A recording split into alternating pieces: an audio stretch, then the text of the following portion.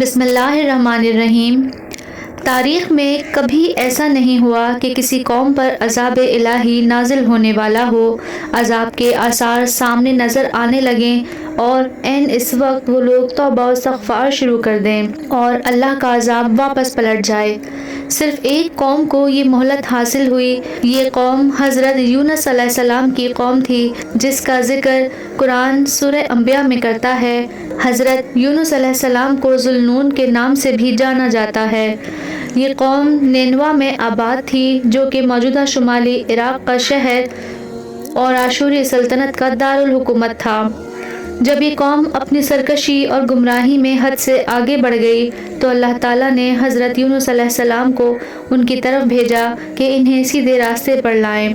حضرت یونس علیہ السلام ایک عرصہ تک لوگوں کو راہ راست پر لانے کی کوششیں کرتے رہے، مگر کوئی ان کی بات سننے پر آمادہ نہ ہوا۔ تنگ آ کر آپ نے ان سے کہا، اگر تم لوگ سیدھی راہ پر نہ آئے تو اللہ کا عذاب تمہیں آ لے گا اور تمہاری نجات کی کوئی راہ باقی نہ رہے گی۔ عذاب کی خبر سن کر بھی ان لوگوں پر کچھ اثر نہ ہوا۔ وہ بولے، اگر ایسا ہوتا ہے تو ہو جانے دو، ہم تمہاری دھمکیوں سے ڈرنے والے نہیں۔ یہ سن کر حضرت یونس علیہ السلام کو بے حد نا امیدی ہوئی۔ انہوں نے سوچا کہ اللہ کا قہر اس بستی پر نازل ہونے والا ہے، مجھے یہاں سے نکل جانا چاہیے، مگر اللہ کی طرف سے انہیں ایسی کوئی ہدایت موصول نہ ہوئی تھی۔ ان کے شہر سے نکلنے کی دیر تھی کہ آسمان پر سرخ بادل منڈلانے لگے۔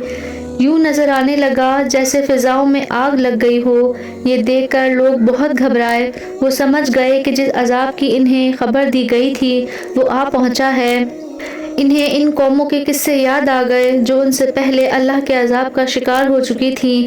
انہیں سمجھ آ گیا کہ حضرت یونس علیہ السلام جس خدا کی طرف آنے کی دعوت انہیں دیا کرتے تھے وہی سچا اور عبادت کے لائق ہے۔ اپنی غلطی اور گمراہی کا احساس ہوتے ہی وہ سب لوگ ایک پہاڑ پر اکٹھے ہوئے اور گڑ گڑا کر اللہ سے اپنے گناہوں کی معافی مانگنے اور رحم و کرم کی درخواست کرنے لگے۔ اللہ کو ان کی آہوازاری پر رحم آ گیا اور ان کے سروں پر منڈلاتا عذاب دور کر دیا گیا۔ سرخ بادل چھٹ گئے اور آسمان صاف ہو گیا۔ یہ دیکھ کر سب کی جان میں جان آئی۔ انہوں نے اللہ کا شکر ادا کیا اور باہم فیصلہ کیا کہ اب وہ حضرت یونس علیہ السلام کی دی ہوئی تعلیمات کی پیروی کریں گے اور انہیں اپنا رہبر بنائیں گے۔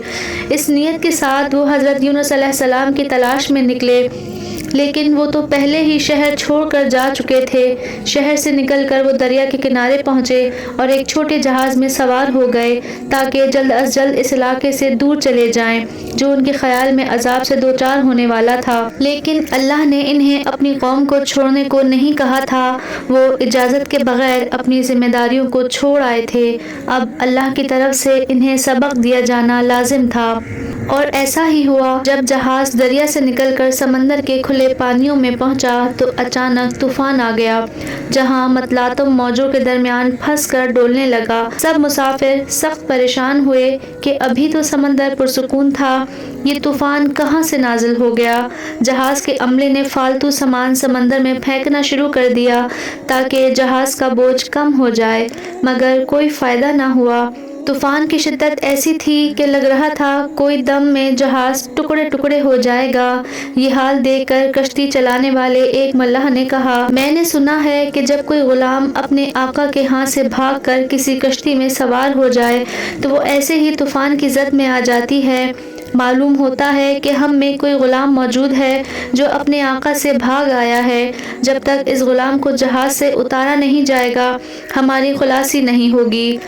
یہ سن کر حضرت یونس علیہ السلام کو احساس ہوا کہ ان سے کیا غلطی ہو گئی ہے۔ وہ اللہ کی اجازت کے بغیر اپنی قوم کو چھوڑ آئے تھے۔ انہوں نے کہا، آپ کا خیال درست ہے، میں ہی وہ غلام ہوں جو اپنے آقا سے بھاگ آیا ہے۔ آپ لوگوں کو چاہیے کہ مجھے سمندر میں پھینک دیں۔ لوگ آپ کی بات سن کر بہت حیران ہوئے۔ ایک شخص نے کہا، آپ کے چہرے سے تو بزرگی کا نور ٹپک رہا ہے، آپ جیسا انسان بھلا ایسا کام کیسے کر سکتا ہے۔ حضرت یونس علیہ السلام نے انہیں یقین دلانے کی کوشش کی، مگر لوگوں نے کہا کہ بہتر ہوگا قرعہ ڈال لیا جائے، جس کا نام قرعے میں نکلے گا اسی کو پانی میں کودنا ہوگا۔ قرعہ ڈالا گیا تو حضرت یونس علیہ السلام کا نام ہی نکلا۔ اپنے اطمینان کے لیے لوگوں نے ایک دفعہ پھر قرعہ ڈالا، اس مرتبہ بھی حضرت یونس علیہ السلام کا نام ہی سامنے آیا۔ تیسری بار بھی ایسا ہی ہوا۔ حضرت یونس علیہ السلام نے کہا، میں پہلے ہی کہہ رہا تھا کہ وہ غلام میں ہی ہوں، اب کرنے کا کام یہی ہے کہ میں اس جہاز سے اتر جاؤں۔ یہ کہہ کر آپ نے پانی میں چھلانگ لگا دی۔ جیسے ہی آپ پانی میں گرے، ایک دیو قامت مچھلی تیزی سے آپ کی طرف بڑھی اور آپ کو نگل گئی۔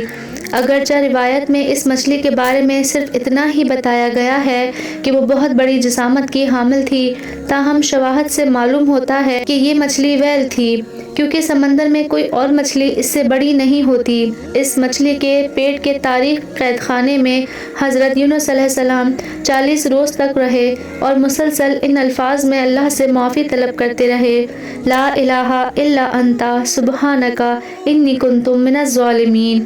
تیرے سوا کوئی معبود نہیں، تیری ذات پاک ہے، بے شک میں ہی قصورواروں میں سے ہوں۔ بالآخر آپ کی دعا قبول ہوئی۔ اللہ کے حکم پر مچھلی نے آپ کو سمندر کے ساحل پر اگل دیا۔ اتنا عرصہ مچھلی کے پیٹ میں رہنے کی وجہ سے آپ کا جسم بہت کمزور ہو چکا تھا اور آپ کی کھال نرم پڑ گئی تھی۔ سورج کی روشنی آپ کو بری طرح چبھتی تھی، مگر آپ نے اس تکلیف کو بھی پورے صبر کے ساتھ برداشت کیا اور حرف شکایت زبان پر نہ لائے۔ حکم خداوندی سے ایک بیل وہاں اگ کر آپ پر سایہ فگن ہو گئی تاکہ آپ سورج کی کرنوں سے محفوظ رہیں۔ ایک ہرنی کو ذمہ داری دی گئی کہ وہ روزانہ آپ کو دودھ پلایا کرے۔ آہستہ آہستہ آپ کی حالت بہتر ہوتی گئی اور بالآخر آپ پوری طرح صحت یاب ہو گئے۔ صحت یابی کے بعد آپ اپنی قوم کی طرف واپس آئے۔ وہ لوگ انہیں دیکھ کر بہت خوش ہوئے۔ آپ کی تعلیم کی بدولت آپ کی قوم نہ صرف عذاب الہی سے بچ گئی بلکہ آپ کی رہنمائی میں دین و دنیا کی سرخروئی حاصل کرنے میں کامیاب بھی رہی۔